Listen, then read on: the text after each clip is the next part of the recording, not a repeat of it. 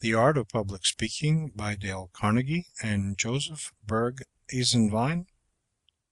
Section 7. Efficiency through Inflection.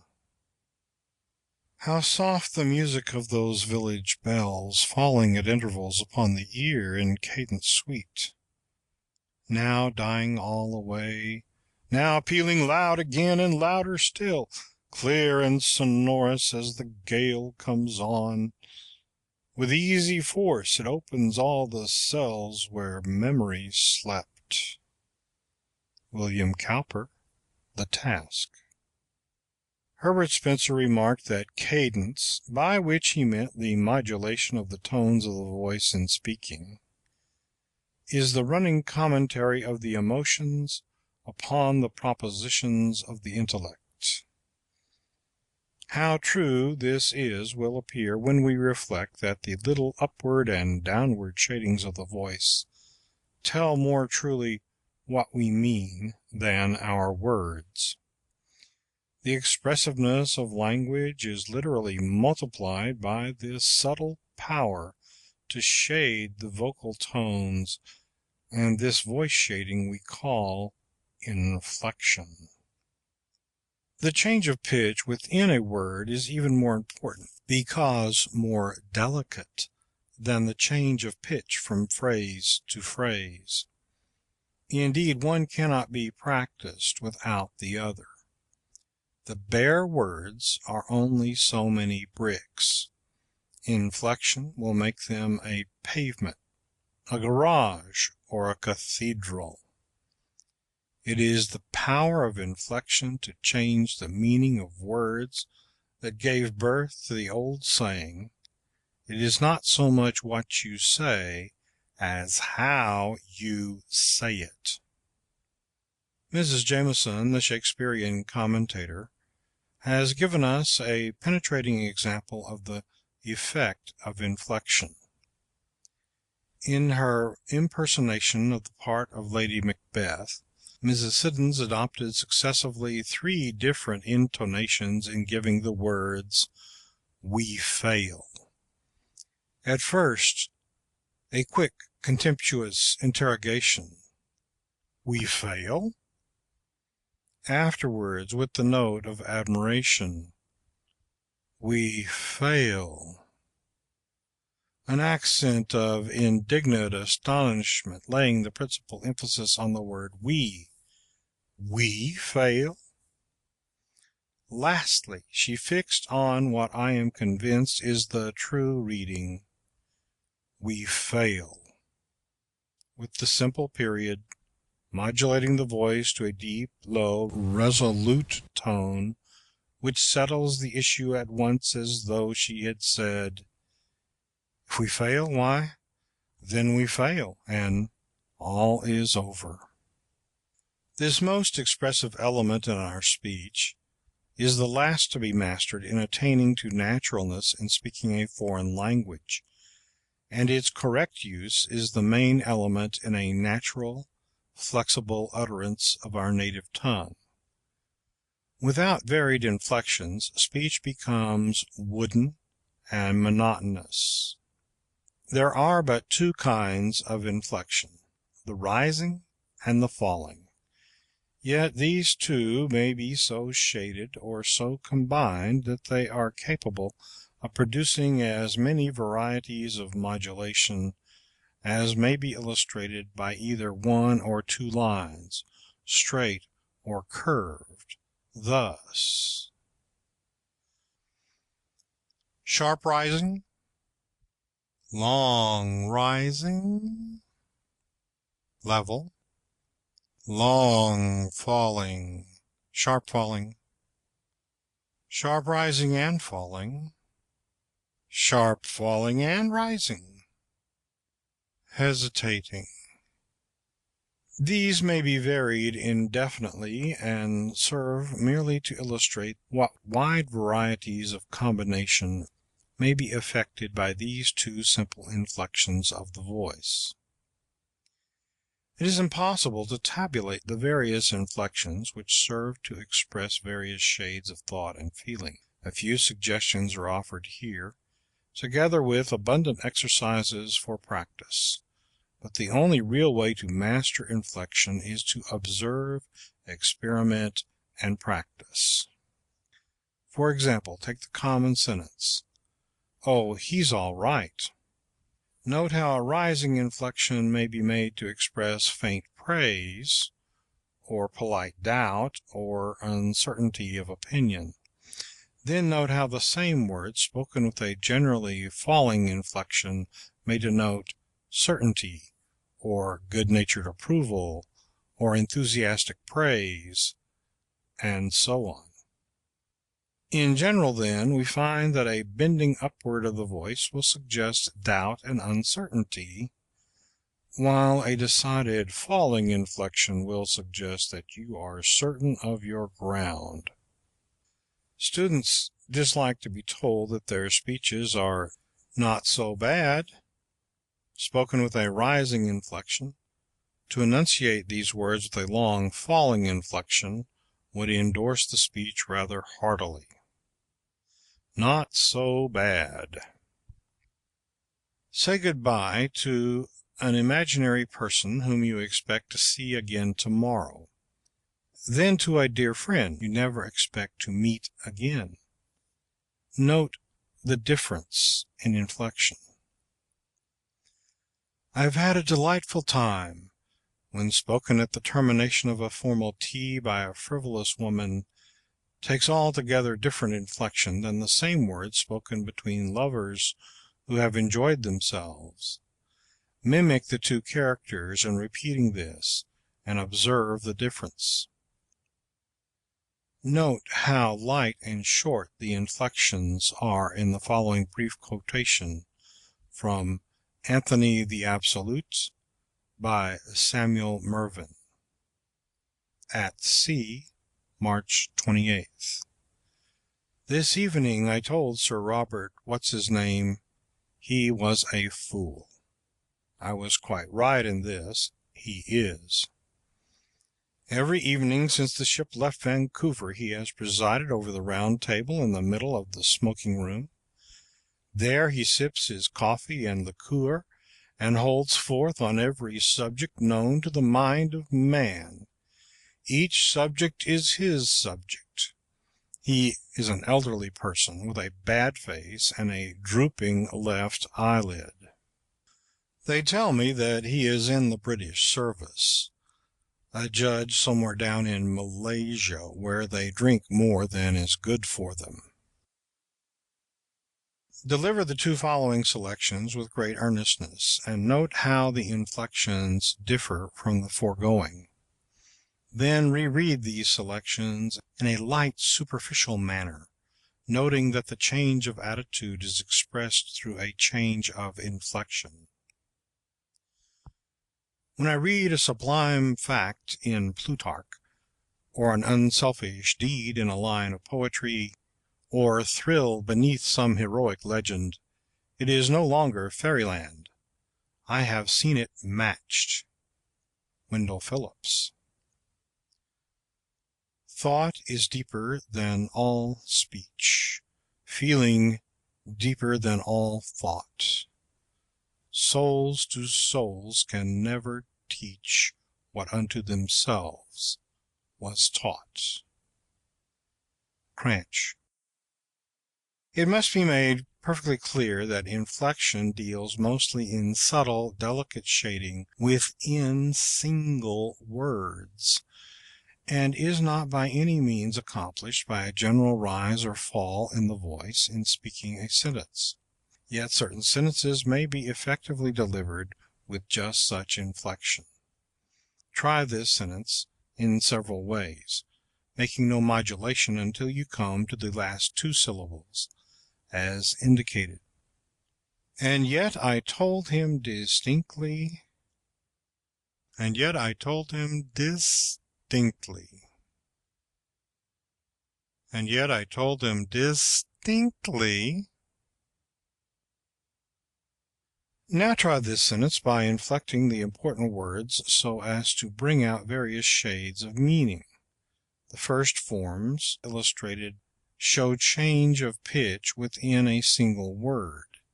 The forms you will work out for yourself should show a number of such inflections throughout the sentence.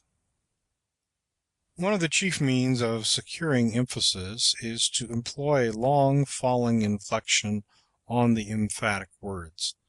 That is, to let the voice fall to a lower pitch on an interior vowel sound in a word.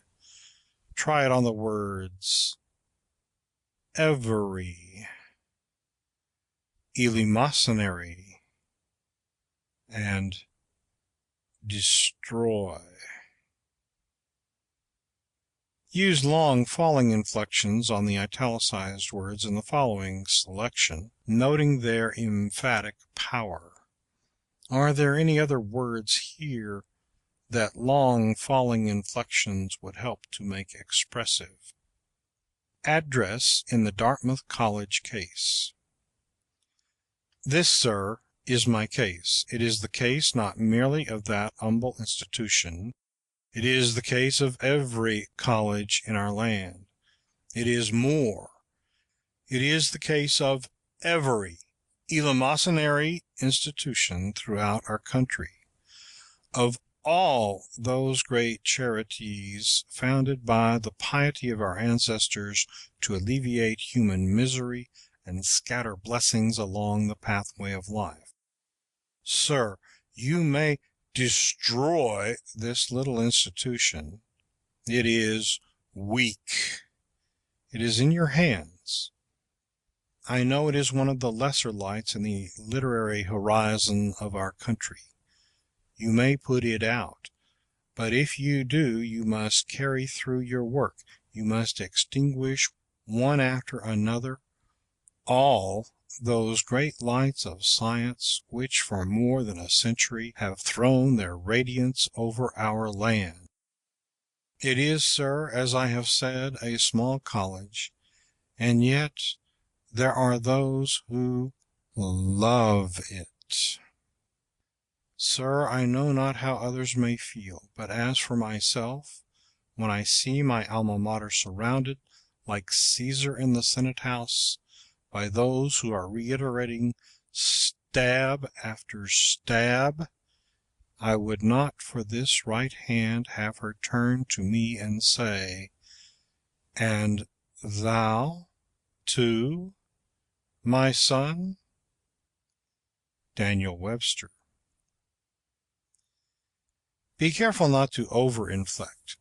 Too much modulation produces an unpleasant effect of artificiality, like a mature matron trying to be kittenish.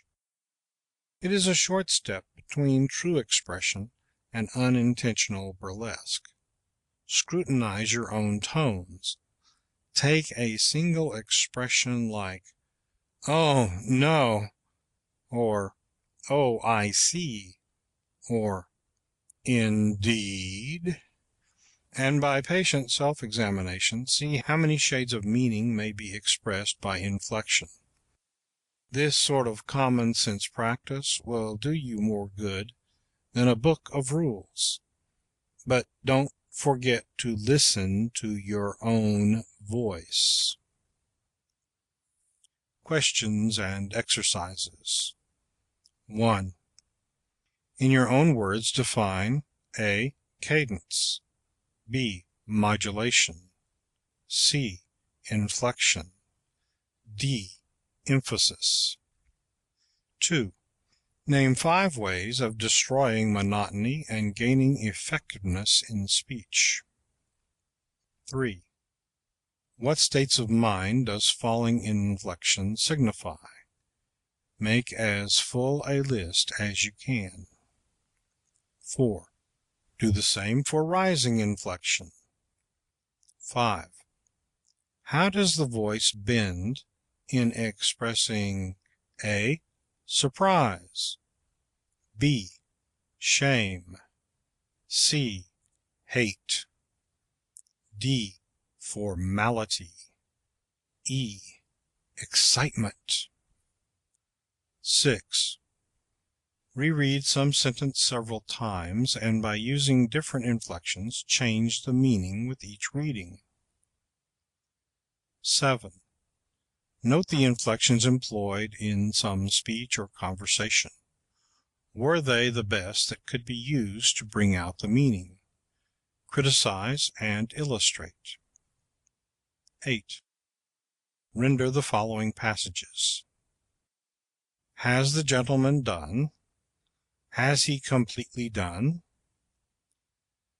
And God said, Let there be light, and there was light. 9. Invent an indirect question and show how it would naturally be inflected. 10.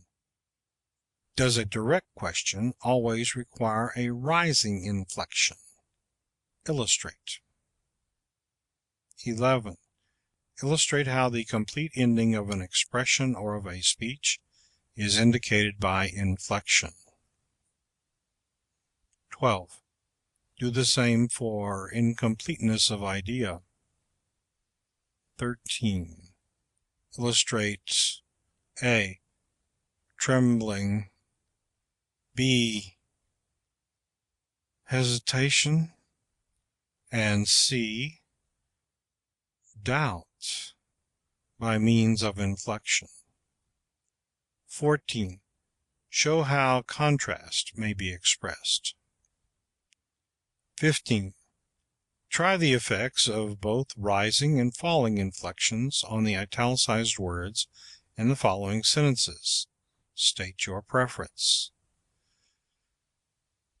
Gentlemen, I am persuaded, nay, I am resolved to speak.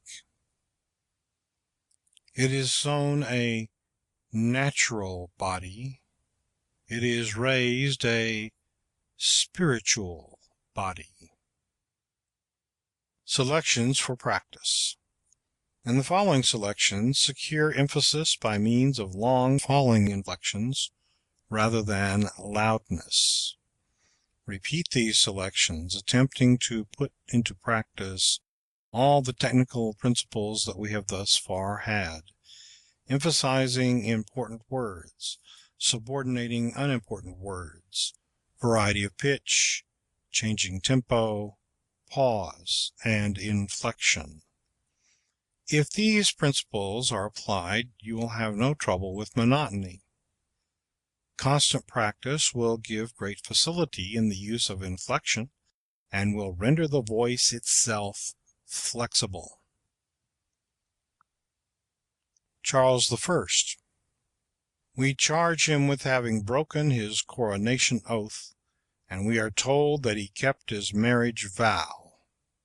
We accuse him of having given up his people to the merciless inflictions of the most hot-headed and hard-hearted of prelates, and the defense is that he took his little son on his knee and kissed him.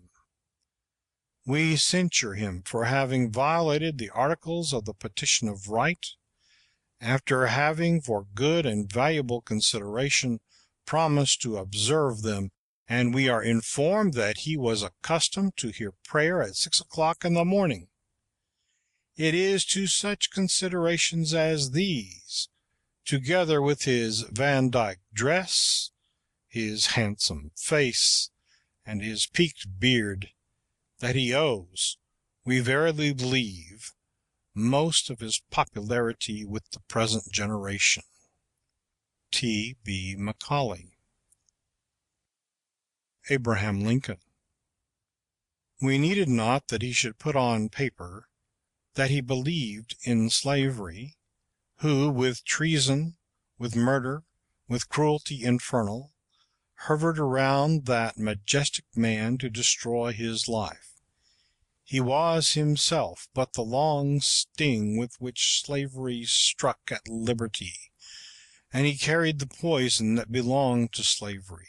As long as this nation lasts, it will never be forgotten that we have one martyred president. Never, never, while time lasts, while heaven lasts, while hell rocks and groans, will it be forgotten that slavery, by its minions, slew him, and in slaying him, made manifest its whole nature and tendency.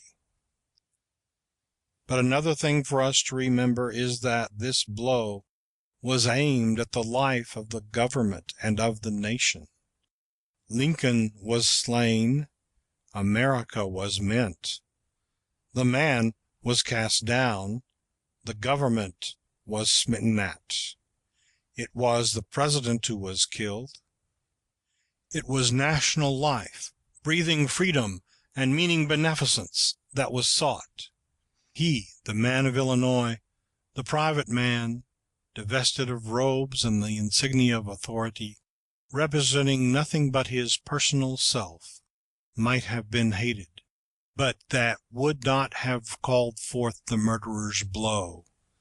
It was because he stood in the place of government, representing government, and a government that represented right and liberty, that he was singled out. This, then, is a crime against universal government.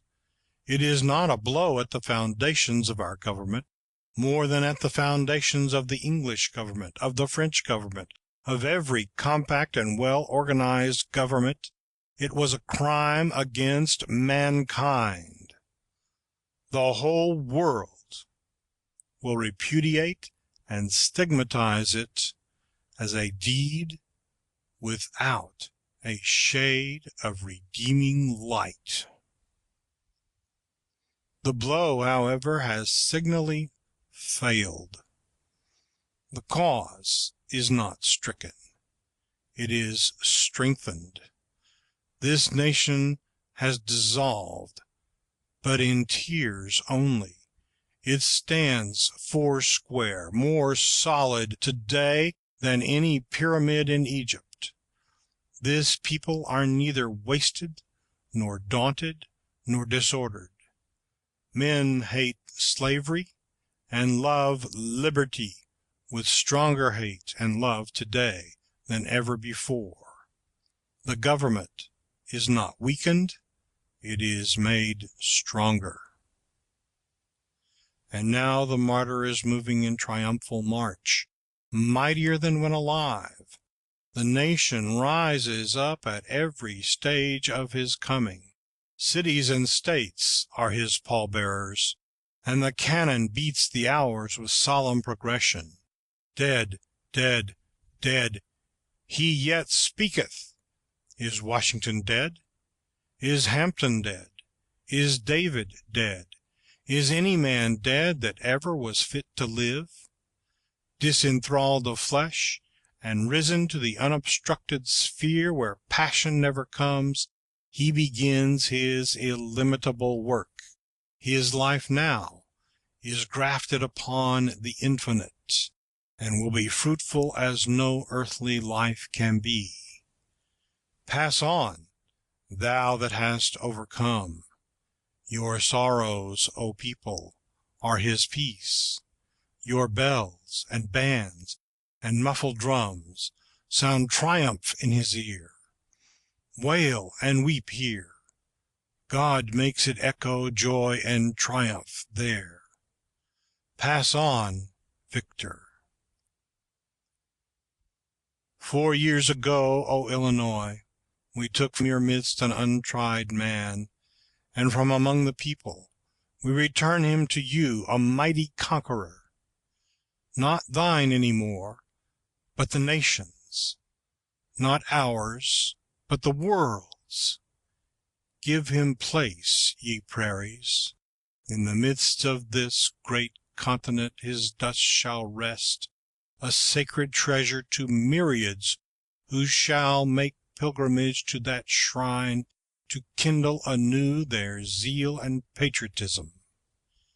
Ye winds, that move over the mighty places of the West, chant his requiem.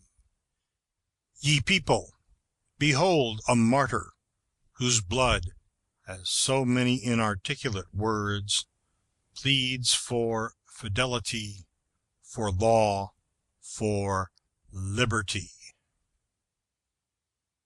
Henry Ward Beecher. The History of Liberty. The event which we commemorate is all important, not merely in our own annals, but in those of the world.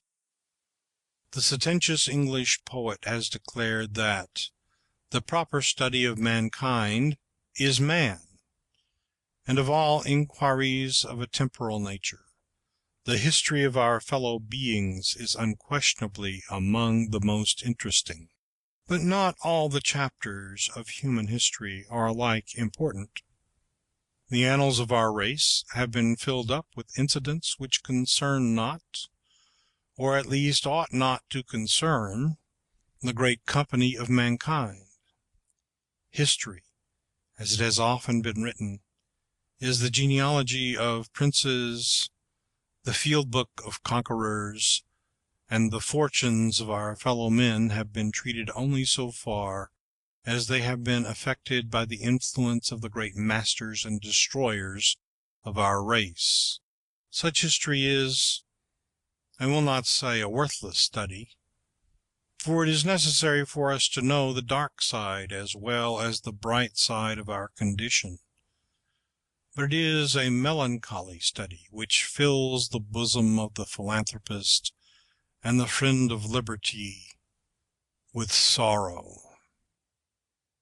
But the history of liberty, the history of men struggling to be free, the history of men who have acquired and are exercising their freedom, the history of those great movements in the world by which liberty has been established and perpetuated, forms a subject which we cannot contemplate too closely.